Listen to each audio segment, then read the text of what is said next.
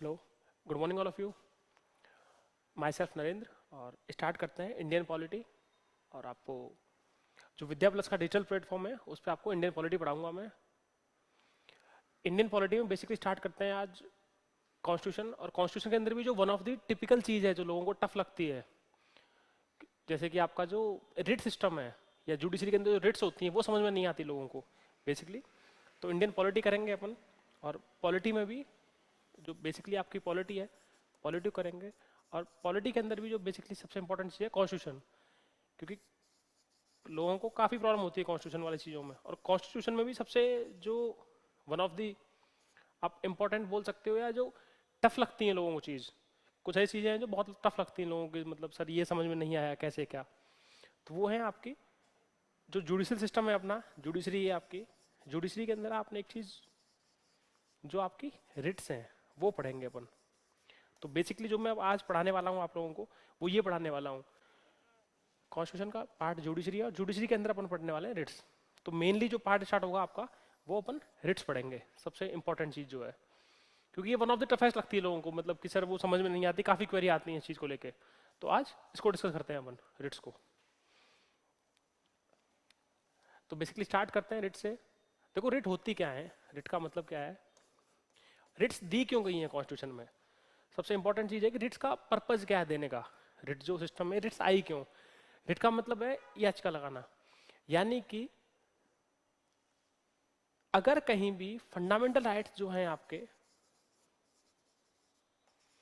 जो आपके fundamental rights होते हैं, अगर वो फंडामेंटल राइट्स आपके कभी भी वॉयलेट हो रहे हैं कहीं भी, तो सुप्रीम कोर्ट और हाई कोर्ट, यानी कि देखो जनरली जो आपका नॉर्मल सिस्टम है ना, सिस्टम जो कॉन्स्टिट्यूशन नॉर्मल सिस्टम है आपका, उसमें क्या होता है, अगर किसी को कोई प्रॉब्लम होती है कोई भी वो है, तो उसके लिए लोअर कोर्ट्स हैं आपके, जो लोअर कोर्ट्स बने हुए हैं आपके, सेशन कोर्ट है, जुडिशियल कोर्ट जो है आपके, एडीजे वगैरह जो न्यायालय होते हैं, उनके ऊपर आपके हाई कोर्ट है, उनके ऊपर सुप्रीम कोर्ट है। मतलब सिस्टम भी चलता है पहले कि अगर कोई सिविल या क्रिमिनल केस है किसी भी तरह का, तो सिविल कोर्ट में जाएगा, क्रिमिनल में जाएगा, उसके बाद हायर अपीलिंग होती जाती है।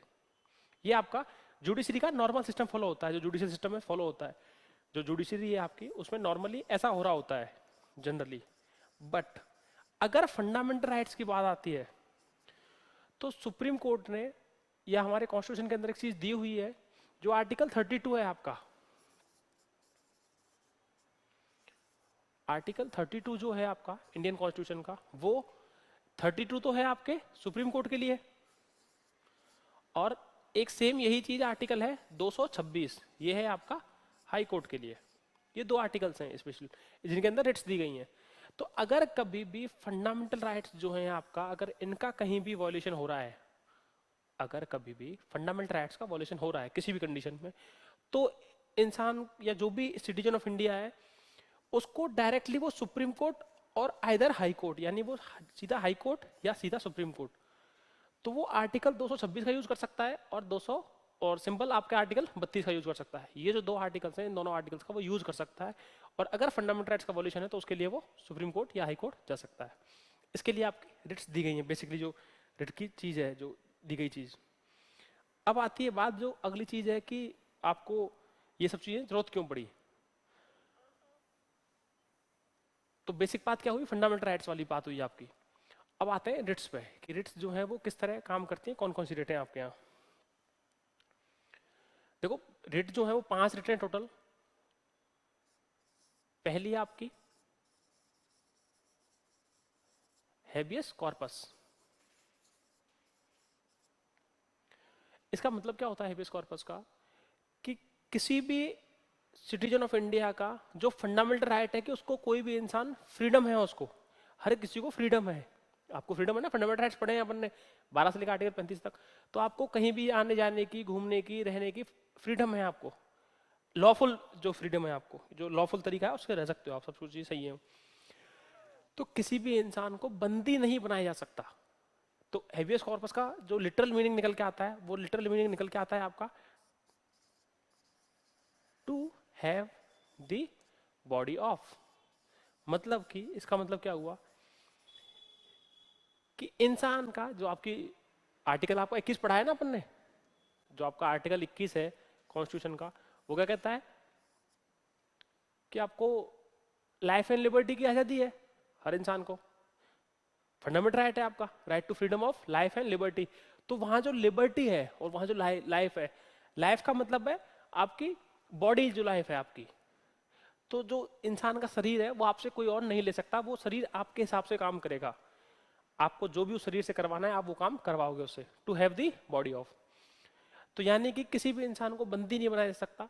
अगर बंदी बनाया गया है तो हेवियस कॉर्पस या फिर जो रूल कहता है वो ये कहता है कि 24 आवर्स के अंदर उसको मजिस्ट्रेट के सामने पेश करना होता है आपको, within 24 hours the person needs to be produced before magistrate. यहाँ पे एक सिंपल सी चीज है, जो चीज आपको समझने की है वो ये कि इसमें ट्रैवलिंग टाइम को इंक्लूड नहीं करते हैं ना। अगर मान लो इन केस किसी को किसी गांव में गिरफ्तार किया गया और वहां से जो डिस्ट्रिक्ट मजिस्ट्रेट है या जो मजिस्ट्रेट है जहां मजिस्ट्रेट बैठते हैं या कोर्ट जो है फॉर सपोज 200 300 400 किलोमीटर है या जो भी, अगर तो उसमें डिस्टेंस जो लगेगी ना 4 से 8 घंटे, उसको इंक्लूड नहीं करेंगे इसमें, उसको एक्सक्लूड करते हैं।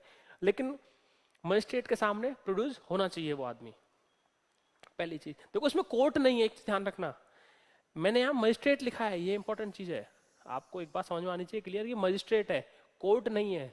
देखो आपको मैं लॉ की एक सिंपल सी बात बताता हूँ। लॉ में जो होता है बेसिकली, आपके जो इंडियन कॉन्स्टिट्यूशन है, इंडियन लॉ जो है उसमें ये जज जो होता है ना, जज जहां पे बैठ जाए वही कोर्ट होता है, सिंपल सी बात। यानी कि अगर मजिस्ट्रेट अपने घर पे भी बैठा हुआ है तो इसमें जरूरी नहीं है कि कोर्ट में लेके जाएं अपन उसको, तो मजिस्ट्रेट अपने घर पे है तो भी अपन उसके सामने प्रोड्यूस कर सकते हैं और वो सुनवाई कर सकता है वहां पे। ऐसा इंडियन लॉ आपको परमिशन देता है। तो हेवियस कॉर्पस किसके लिए जारी हो सकती है? हेवियस कॉर्पस का सिंपल सा मीनिंग जो निकल के आया वो ये निकल के आया आपका, जो आपको जो चीज जहां पहुंचना है अपने को, सिंपल सा कि हेवियस कॉर्पस जो है वो जारी होगी आपकी कि किसी भी इंसान को दैहिक जो स्वतंत्रता है उसकी, उसकी जो बॉडीली फ्रीडम है उसका वायलेशन ना हो किसी भी कंडीशन में। अगर वो होता है तो वो ठीक नहीं है, और उसके लिए हेवियस कॉर्पस जारी कर सकते हैं अपन, सुप्रीम कोर्ट भी और हाई कोर्ट भी, दोनों के अंदर जाके, सिंपल सी बात। तो किसी भी इंसान को, इसको हिंदी में बोलते हैं बंदी प्रत्यक्षीकरण, जो हिंदी है इसकी वो जो, बट हिंदी ऐसा नीड नहीं होती, आपको आपको इंग्लिश समझ में आनी चाहिए। तो पहली चीज समझ में आ गई अपने को, कोई दिक्कत नहीं है कैसी भी, ये पहली जो कंडीशन थी। अब आती है अपनी बात दूसरी, जो सेकंड रिट है वो है आपकी मैंडमस। देखो मैंडमस का मतलब क्या है, देखो इनके लिटरल मीनिंग पूछे गए हैं कई बार, जैसे एनडीए सीडीएस में इनमें क्वेश्चन आते रहते हैं बहुत सिंपल से, वो पूछ लेते हैं कि लिटरल मीनिंग क्या है उसका। जैसे ये पूछा हुआ है to have the body of, किसका लिटरल मीनिंग है, तो वो हेवियस कॉर्पस का है। मैंडमस का है वी कमांड। यानी कि अगर मान लीजिए ऐसा होता है कि कोई पब्लिक अथॉरिटी है, पब्लिक अथॉरिटी है, कोई पर्टिकुलर एक्स पर्सन है, कोई एक्स पब्लिक अथॉरिटी है, अगर उस पब्लिक अथॉरिटी ने एक्स ने जो उसको काम करना चाहिए वो काम नहीं करता, या जिस काम के लिए उसको रखा गया है वो काम नहीं कर रहा है, वो उसको कोई काम दिया गया है पर्टिकुलर, उसकी एक जुडिशन है, एक बाउंड्री क्षेत्र है, उसका कार्य क्षेत्र है, उस कार्य क्षेत्र में वो अपना काम नहीं कर रहा है, तो उसके लिए उसको कोर्ट, हाई कोर्ट या सुप्रीम कोर्ट, दोनों में से कोई भी जहां भी रेट लगाई जाती है उसके खिलाफ, वो उसको कमांड कर सकते हैं कि भैया अपना काम करो, आपको जो काम दिया गया है ना वो काम आपको करना है, और वो नहीं करता है तो उसके खिलाफ कोर्ट में जो है उसकी सुनवाई हो सकती है, उसके खिलाफ केस चल सकता है उस चीज का कि ये काम नहीं कर रहा है। तो मैंडमस जो है वो हमेशा कोर्ट जारी करते हैं, दोनों ही सारी रिट कोर्ट जारी करते हैं, और ये होता है किसके खिलाफ? पब्लिक अथॉरिटी के खिलाफ। एक ये इंपॉर्टेंट है बस इसमें सोचिए बात।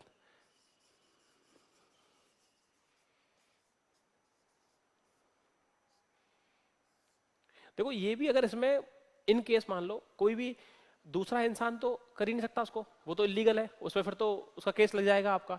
अगर हेबियस कॉर्पस में कोई प्राइवेट इंडिविजुअल करता है उसको तो उस पर किडनैपिंग का केस लग जाएगा या एब्डक्शन केस लग जाएगा। बट अगर पुलिस भी करती है तो पुलिस को भी विद इन 24 आवर्स मजिस्ट्रेट के सामने ले जाना होता है उसको।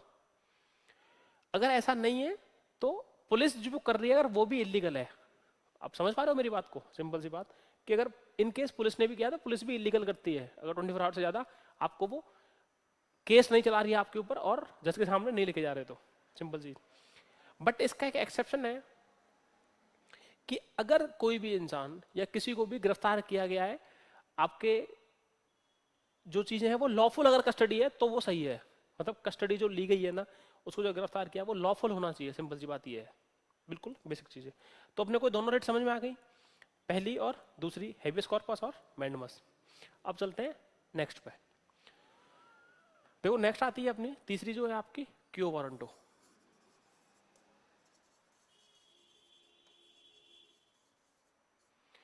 क्यो वारंटो जो नेक्स्ट रेट है, इसका सिंपल सा बिल्कुल जो बिल्कुल बेसिक मीनिंग है वो है बाय व्हाट अथॉरिटी। जो लिटिल मीनिंग है, लिटिल मीनिंग साथ में आपको पता होने चाहिए, वो सबसे इंपॉर्टेंट होते हैं। बाय व्हाट अथॉरिटी जो तीसरी रेट है आपकी, ये इसका लिटिल मीनिंग है, कई बार पूछा गया है, बहुत सिंपल क्वेश्चन।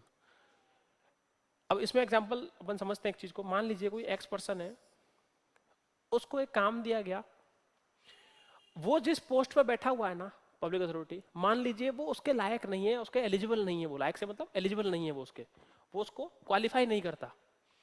एक्स पर्सन है, उसके लिए कोई पोस्ट बनाई गई थी मान लीजिए ए, और वाई के लिए बनाई गई है कोई बी। तो एक्स जो है, ना वो बी पर नहीं बैठ सकता कभी भी, वो इलीगल है। फिर अगर कोई भी इंसान ऐसा कर रहा है, यानी कि यहाँ पर दूसरे की जो उसका जो कार्य क्षेत्र है, यानी उसके लिए जो चीज डिजाइन की गई थी उसको छोड़ के वो कहीं और जा रहा है दूसरी जगह, तो किस अथॉरिटी से आपने वो काम किया? मैं आपको फॉर एग्जांपल बहुत सिंपल सा देता हूं यहाँ पे।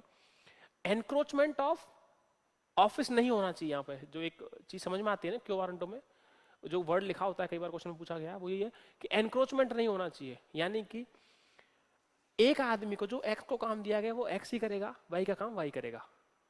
ऐसा नहीं है एक्स जो है वो वाई के उसमें दखलंदाजी देने लगे, या एक्स जो है वो वाई के काम में जाके इंटरफेयर करे और उसका एनक्रोचमेंट करे, उसको दबाए, उस चीज को जाके जबरदस्ती सप्रेशन करे उसका, वो चीज नहीं हो सकती। तो उसके लिए क्यू वारंट होता है। ये क्यू वारंटो भी ध्यान रखना, ये भी पब्लिक जो अथॉरिटी है उसके खिलाफ ही होता है, कि जो भी पब्लिक अथॉरिटी मतलब गवर्नमेंट ऑफ इंडिया या गवर्नमेंट के अंडर में जो भी काम कर रहा है, गवर्नमेंट सर्वेंट जो भी है, वो किसी भी ग्रेड का हो, कोई भी हो, लेकिन गवर्नमेंट होना चाहिए। पब्लिक का मतलब ही गवर्नमेंट होता है ना, पब्लिक अथॉरिटी, यहाँ गवर्नमेंट अथॉरिटी होनी चाहिए। तो क्यों वारंट समझ में आया बेसिकली, कि जिसको जो काम दिया गया वो वही काम करेगा, वो दूसरे के काम में इंटरफेयर नहीं कर सकता। इनकेस वो करता है तो उसके लिए क्यों वारंटो जारी हो सकती है। तो ये हुई बेसिकली आपकी 3 रिट। अब इनके बाद आती है आपकी जो नेक्स्ट है अपनी, वो है फोर्थ जो आती है, वो है आपकी प्रोहिबिशन।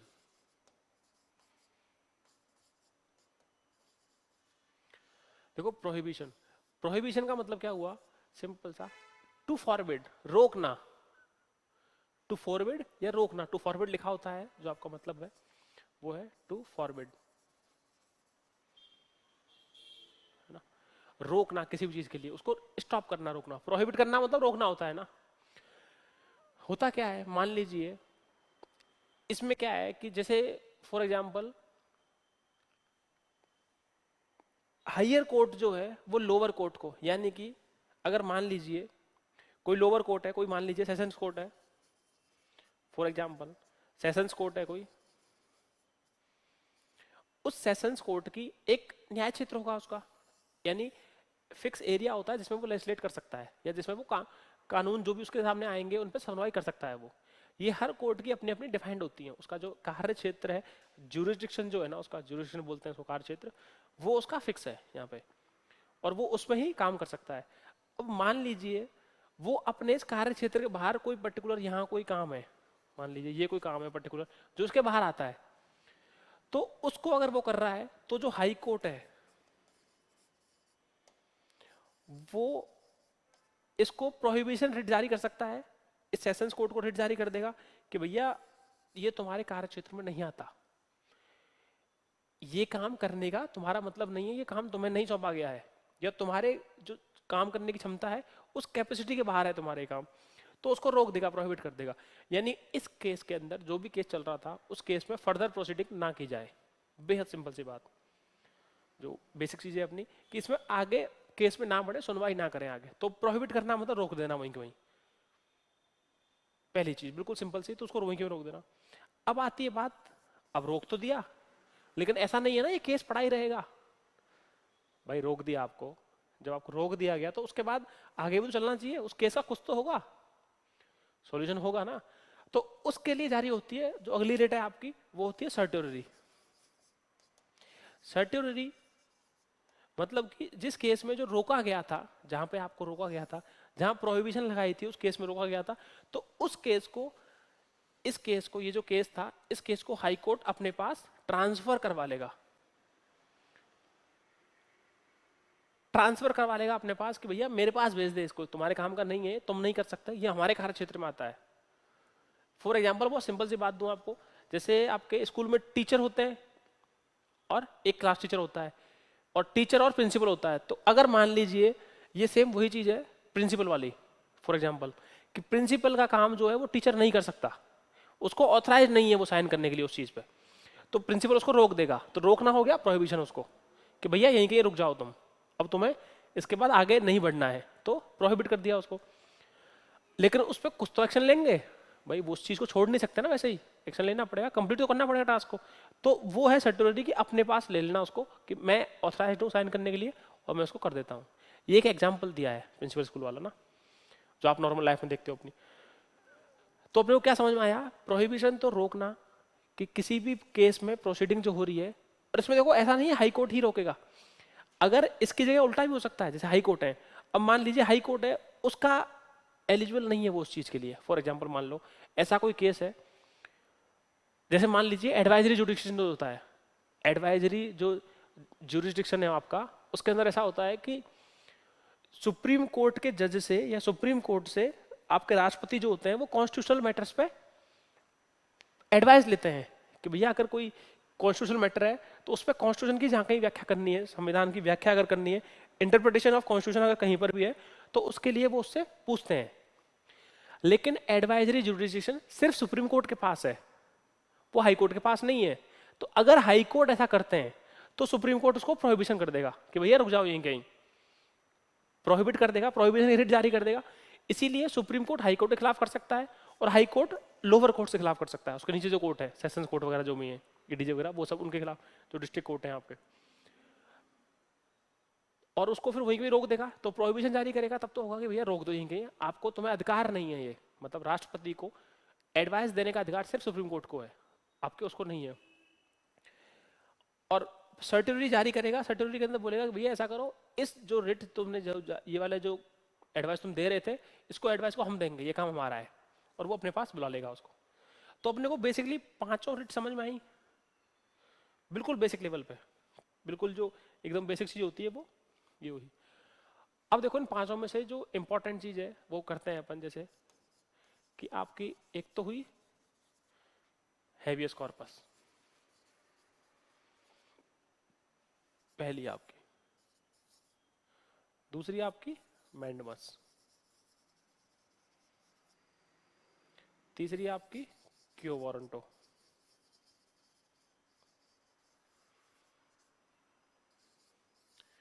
चौथी आपकी प्रोहिबिशन। अब देखो मैं एक साथ क्यों लिख रहा हूं, अभी समझाता हूं एक चीज आपको, ऐसे ही लिख लेना, ये काम आएगा अपने बाद में, क्योंकि क्वेश्चन ऐसा ही बनता है।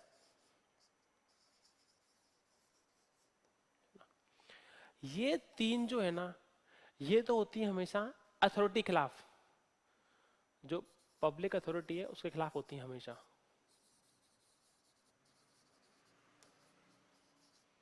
पब्लिक अथॉरिटी खिलाफ है ना। ये जो दोनों है ना, ये होती है कोर्ट्स के खिलाफ। आपको ये इंपॉर्टेंट है समझना बस। ये जो तीन रिट हैं आपकी, हेबियस कॉर्पस, मैंडमस और क्यू वारंटो, ये तीनों की तीनों आपकी पब्लिक अथॉरिटी के खिलाफ होती हैं हमेशा, कि सरकार में जो भी कार्यरत है उसके खिलाफ होती हैं तीनों की तीनों। बट ये जो जो दोनों हैं, प्रोहिबिशन और सर्टिलिटी, ये आपके कोर्ट्स के खिलाफ होती हैं।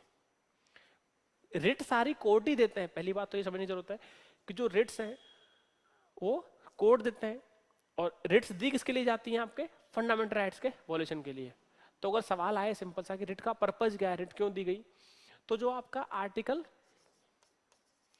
32 है, वो आर्टिकल 32 क्लियरली कहता है, जो सुप्रीम कोर्ट ने आपके उसके doctor Bhimrao Ambedkar, head of the drafting committee, chairperson of the drafting committee, उन्होंने क्लियरली बोला है कि आर्टिकल 32 जो है ना, जिसमें रिट दी गई है, ये heart and soul of Indian constitution, soul of constitution, ये बोला है इन्होंने इसको।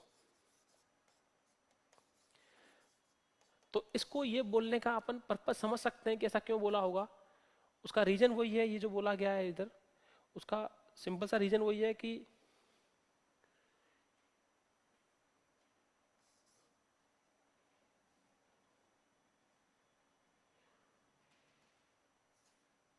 ये जो बोला गया है आपको, उसका सिंपल सा जो रीजन है वो यही है कि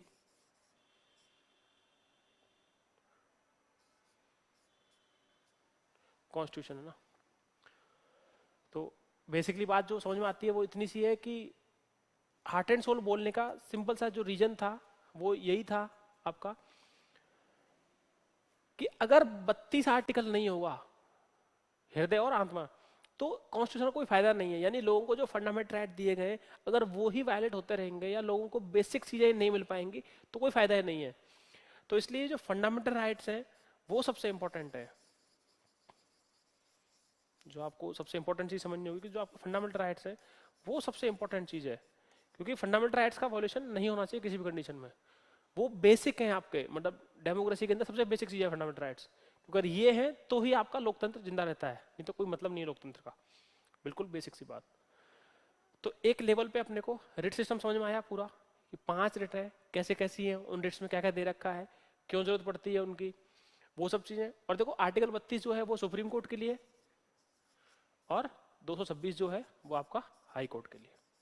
बिल्कुल बेसिक सी बात, मतलब और इन पे क्वेश्चन उठते हैं, सीधे क्वेश्चन आते हैं ये वाले, पहले पूछे भी हुए सीधे सीधे क्वेश्चन बिल्कुल बेसिकली।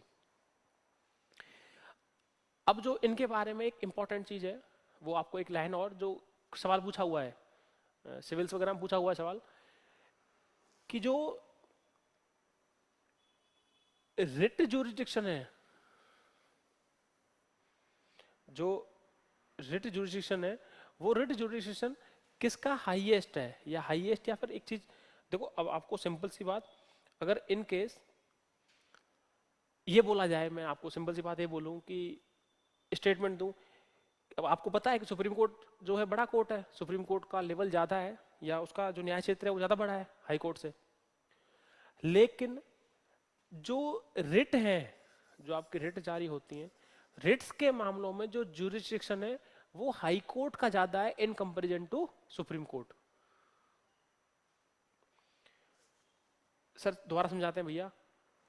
रिट के मामले में in the matter of writs the jurisdiction, the writ jurisdiction of high court is much larger और much broader than supreme court।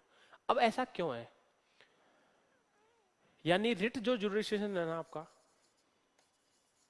वो रिट jurisdiction यानी न्याय क्षेत्र जो है रिट के मामले में वो हाई कोर्ट का ज्यादा है, हाई कोर्ट का ज्यादा है in comparison to supreme court का कम है। सिंपल सी बात, मतलब एक थोड़ी सी गणित पढ़ लेते हैं बीच में।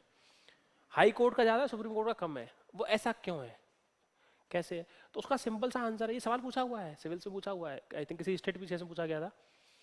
उसका सिंपल सा रीजन है कि सुप्रीम कोर्ट जो है वो आर्टिकल 32 के अंदर जो सुनता है वो सिर्फ और सिर्फ, यानी जो सुप्रीम कोर्ट जो रिट जारी करता है ना वो सिर्फ फंडामेंटल राइट्स के लिए करता है। यानी सुप्रीम कोर्ट जो है वो रिट जारी करेगा for the violation of fundamental rights only. But जो हाई कोर्ट है वो एफआर तो करेगा ही, लेकिन एफआर के अलावा प्लस अदर रिट भी जारी करता है वो। सिंपल सी बात, जैसे आपने सुना होगा ना कि बहुत सारे पीसीएस वगैरह उनमें रिट लगा देते हैं लोग, वो सब चीजें, तो वो फंडामेंटल राइट के लिए तो करेगा ही, ये सिर्फ फंडामेंटल राइट करता है। तो ये जो अदर है ना ये इसकी ज्यादा है, इसलिए हाई कोर्ट का जुरिडिक्शन जो है वो ज्यादा है इन कंपैरिजन टू आपके सुप्रीम कोर्ट। बहुत सिंपल सी बात, बिल्कुल सिंपल सी, उसमें कोई डाउट नहीं कैसा भी। एक लेवल पे अपने को रिट सिस्टम समझ में आया, रिट्स कैसे हैं क्या है, या इंडियन कॉन्स्टिट्यूशन में रिट काम कैसे करती हैं वो सब चीजें। और रिट के वायलेशन के लिए आप सीधा सुप्रीम कोर्ट और हाई कोर्ट जा सकते हो। सिर्फ रिट्स के लिए ही अपन जा सकते हैं, बाकी और चीजें आपको डायरेक्टली नहीं करती, बाकी आपको फिर वो सिस्टम है उसको फॉलो करना पड़ता है।